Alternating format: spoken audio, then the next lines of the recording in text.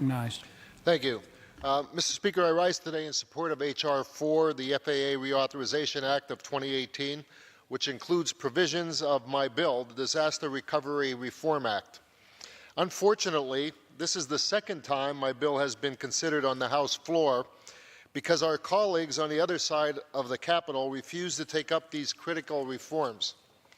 I find the failure to move in the Senate puzzling, especially given that many of those individuals represent states struggling to recover from recent disasters.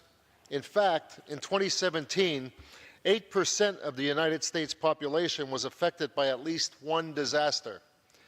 This statistic highlights the importance of investing in mitigation infrastructure before tragedy strikes, which is exactly what my bill would do.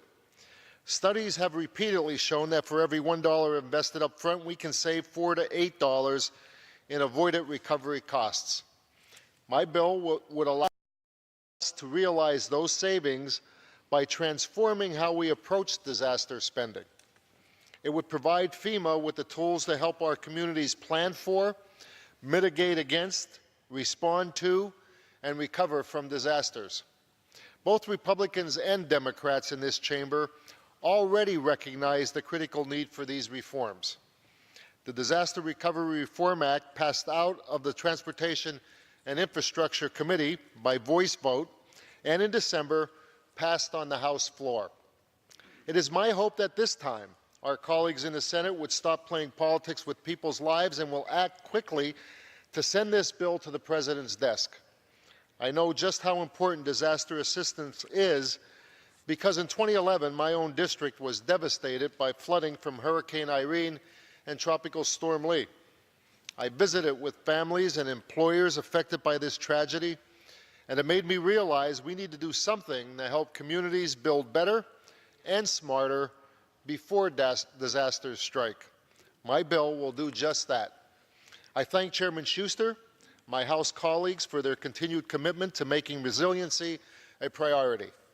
I would also like to thank the Chairman for including language I offered with my friend from Missouri, Mr. Graves, in a manager's amendment. Our amendment would create a new grant program for airport infrastructure investment. I believe it is critical we invest in our airports, which are some of the largest economic drivers in the country. We have an obligation to ensure this entire system, including everything from large hubs to regional airports, is maintained and improved to better serve the American people. While I was disappointed that our original committee adopted amendment to increase funding levels for the airport improvement program was not included in the final bill, I am hopeful that this grant will give airports a new infrastructure tool in their box. Again, I urge passage of H.R. 4